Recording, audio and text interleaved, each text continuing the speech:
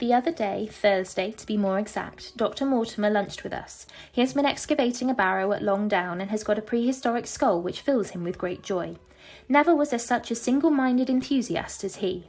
The Stapletons came in afterwards, and the good doctor took us all to the yew alley, at Sir Henry's request, to show us exactly how everything occurred upon that fatal night.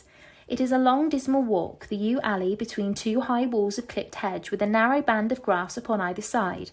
At the far end is an old tumble-down summer house. Half-way down is the moor gate where the old gentleman left his cigar-ash.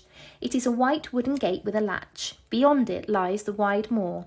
I remembered your theory of the affair and tried to picture all that had occurred. As the old man stood there, he saw something coming across the moor, something which terrified him so that he lost his wits, and ran until he died of sheer horror and exhaustion. There was the long gloomy tunnel down which he fled, and from what? A sheepdog of the moor, or a spectral hound, black, silent, and monstrous? Was there a human agency in the matter? Did the pale, watchful Barrymore know more than he cared to say? It was all dim and vague, but always there is the dark shadow of crime behind it. One other neighbour I have met since I wrote last. This is Mr. Frankland of Laughter Hall, who lives some 4 miles to the south of us. He is an elderly man, red-faced, white-haired, and choleric. His passion is for the British law, and he has spent a large fortune in litigation. He fights for the mere pleasure of fighting, and is equally ready to take up either side of a question, so that it is no wonder that he has found it a costly amusement. Sometimes he will shut up a right-of-way and defy the parish to make him open it.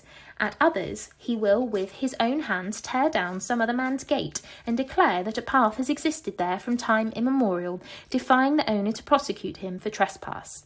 He is learned in old manorial and communal rights, and he applies his knowledge sometimes in favour of the villagers of Fernworthy, and sometimes against them, so that he is periodically either carried in triumph down the village street, or else burned in effigy, according to his latest exploit. He is said to have about 7 lawsuits upon his hand at present, which will probably swallow up the remainder of his fortune, and so draw his sting and leave him harmless for the future. Apart from the law, he seems a kindly, good-natured person, and I only mention him because you were particular that I should send some description of the people who surround us. He is curiously employed at present, for, being an amateur astronomer, he has an excellent telescope with which he lies upon the roof of his own house and sweeps the moor all day in the hope of catching a glimpse of the escaped convict. If he would confine his energies to this, all would be well, but there are rumours that he intends to prosecute Dr. Mortimer for opening a grave without the consent of the next of kin, because he dug up the Neolithic skull in the barrow on Longdown. He helps to keep our lives from being monotonous and gives a little comic relief where it is badly needed. And now, having brought you up to date on the escaped convict, the Stapletons, Dr. Mortimer, and Frankland of Laughter Hall, let me end on that which is most important and tell you more about the Barrymores, and especially about the surprising developments of last night. First of all, about the test telegram, which you sent from London in order to make sure that Barrymore was really here. I've already explained that the testimony of the postmaster shows that the test was worthless, and that we have no proof one way or the other. I told Sir Henry how the matter stood, and he at once, in his downright fashion, had Barrymore up and asked him whether he had received the telegram himself. Barrymore said that he had. "Did the boy deliver it into your own hands?" asked Sir Henry. Barrymore looked surprised and considered for a little time. "No," said he. "I was in the box-room at the time, and my wife brought it up to me." "Did you answer it yourself?" "No, I told my wife what to answer, and she went down to write it." In the evening he returned to the subject of his own accord. "I could not quite understand the objection of your questions this morning, Sir Henry," said he. "I trust that they do not mean that I have done anything to forfeit your confidence." Sir Henry had to assure him that it was not so, and pacify him by giving him a considerable part of his old wardrobe, the London outfit having now all arrived. Mrs. Barrymore is of interest to me. She is a heavy, solid person, very limited, intensely respectable, and inclined to be puritanical. You could hardly conceive a less emotional subject.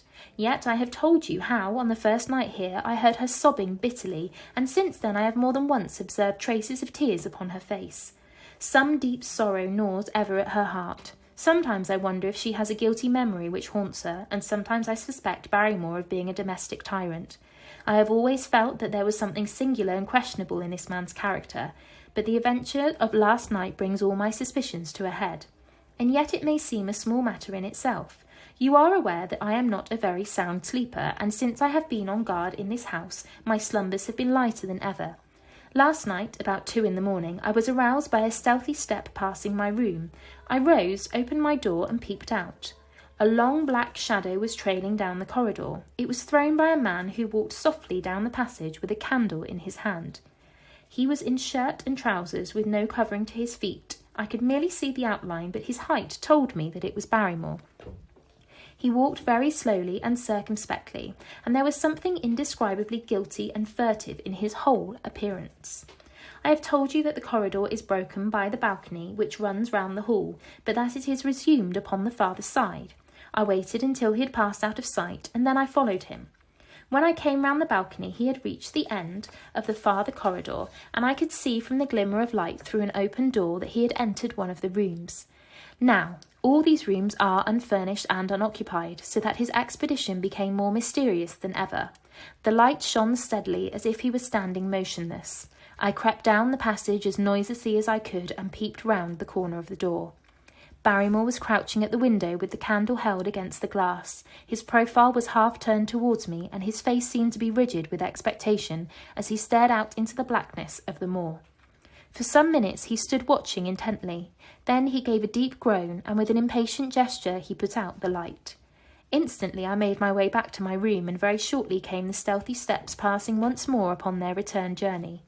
Long afterwards, when I had fallen into a light sleep, I heard a key turn somewhere in a lock, but I could not tell whence the sound came.